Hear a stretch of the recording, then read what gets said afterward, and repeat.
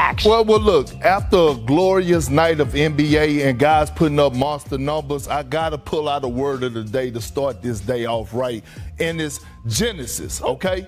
The origin of something, when it has begun or starts to exist. Listen, Adam Silver, if you was in studio right now, I'd give you a fat kiss on the cheek.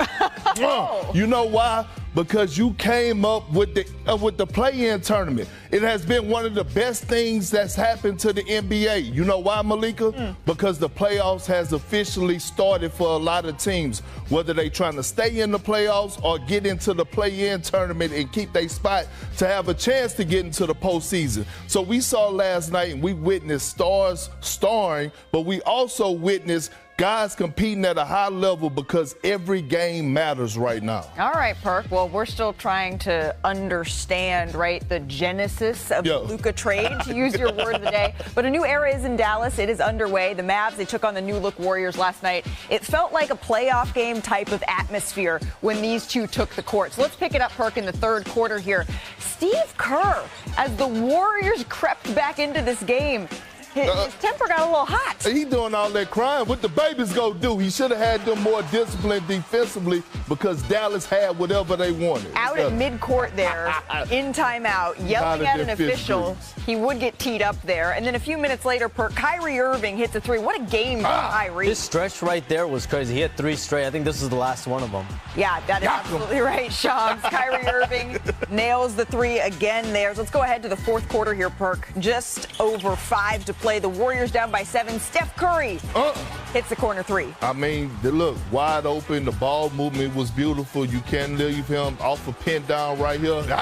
Got him again. Curry with the wing once again. Golden State now in front. Under 2 to play. All tied up at 104. Irving hits the right wing. Dallas now up by 3. He loves that side of it. And then minute and a half left to play. Still a 3-point game. Dallas turnover. Moses Moody misses it, but there's Jimmy Butler to clean it up inside, Kendrick. I mean, that's what one of the reasons they brought him in. Jimmy does everything. Jack of all trades. Huge bucket here for Najee Marshall. Hits the floater to put the Mavericks up by 2. So, Perk, 23 seconds left in the game. Golden State down by 2. Butler drives. Blocker charge.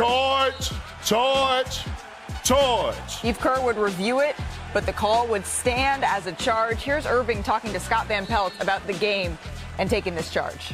You got to put your body on the line, Scott. You got to put your body on the line, man. You got to leave it all out there. This is what the NBA is about.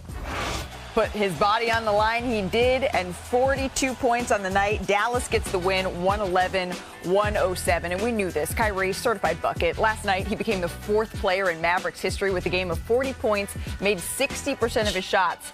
He did have no assists. It was one of the first things he told our friend Scott Van Pelt after the game is that he thought he should have maybe had more assists. But he is the Mavs engine right now, down so many players here. So let's welcome in our Mavericks reporter, Tim McMahon. Howdy, Tim. You were in the building last night, and obviously we've covered in depth how devastated the Mavs fan base has been after this Luka Doncic trade. But it seemed a little bit lighter in the arena last night. How was the atmosphere? You were there.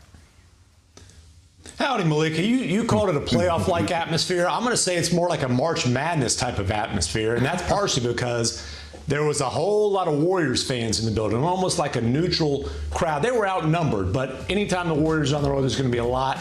Probably a few more Mavericks fans were motivated to sell their tickets this time.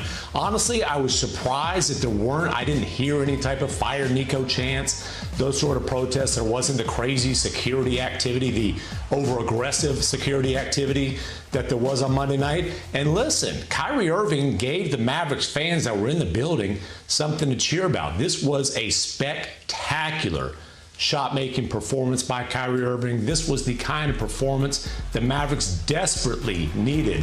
Their leader, the guy who was the leader when Luka was here, the guy who is definitely the leader of this team now, to deliver. And it wasn't just about the shot making. It wasn't just about the energy, the calm that he's had really since he's been here, but definitely throughout this entire ordeal it's unfolded over the last couple weeks. As he said, as he told SVP, he put his body on the line with the game on the line. That's leadership. It's not just do as Kyrie says. as do as he does. And this was certainly a morale boost that the Mavs fan base and the team seemed to need heading into the All-Star break. Tim McMahon, adios amigo, thank you so very much. The Warriors, the Mavs, just one of 15 total games around the association last night. So let's go coast to coast on the action with our senior writer Brian Windhorst, our senior insider Charania joining us here. Let's start in Denver, where Jamal Murray put up a career-high 55 points in a win against the Blazers. Perk, I am going to start with you. The Nuggets have won an NBA best 8 straight games. Are they the biggest threat to the Thunder out west? They absolutely are. We know what Jokic is going to bring to the table. He's been doing that all season long,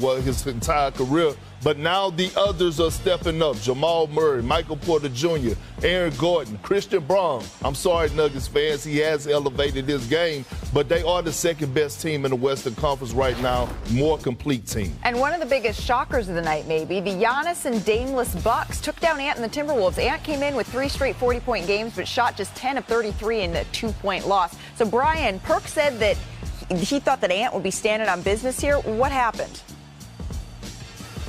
Well, they were really red hot, the Wolves, the last few games, but they've lost their mojo. And when Ant has a low-efficiency game, they don't have as many offensive options as they did a year ago.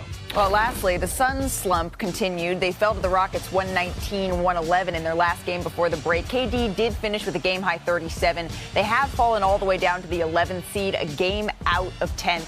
There was no Devin Booker in this one, no Bradley Beal, but still, the Suns really need to start racking up these wins because the All-Star break is coming at a good time for Phoenix. They've had a rough month, but hey, a lot of folks have, so let's just breathe here. Phoenix just 1-6 in their last 7 games this month. That's tied for their second worst in the league right now.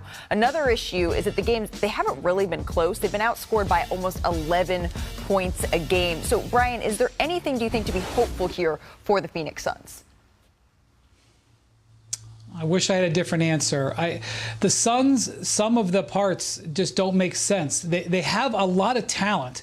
They've really worked hard to build out this team. When they first put Durant and Beal together, they didn't have a good supporting cast. I think they do now. They have built out guards. They have made some trades to get wings and to get big men.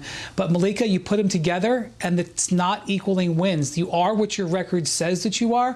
For a while, they had a pretty good record with Durant on the court, and then when he was out with injury, they were well below 500, and you could kind of just hope that if Durant was healthy that this team would play well. But even those hopes have diminished because Durant has been on the court recently. He's been playing well, putting up big numbers, and they've been losing. It's extremely frustrating. A team that is the most expensive team in the league with this kind of star power is multiple games under 500 going into the break. Say it, Wendy. Say it. Say it. How do you have this much talent on the roster and not be successful, right? And has underachieved. The second, they're right there with the Philadelphia 76ers as far as most disappointing teams. Why is that? You get a new head coach, you got some offensive firepower, you thought you filled the void as far as the positions that needed to be filled, the point guard position, the center position. You got a nice little young stud in the kid Richards you just acquired. Every time I look up, he's having a double-double. Why can't this turn over the wins? I'm not about to sit up here and bash KD today about leadership, right? But there's something going on that's not clicking. When you look at this team, they play a bunch of individual basketball. There's nowhere in hell you have a veteran squad that can't pull together and know that, hey, you know what? We don't know what's going to happen in the future, in a few months down the line when the season is over. Yeah. We don't know who's going to get traded.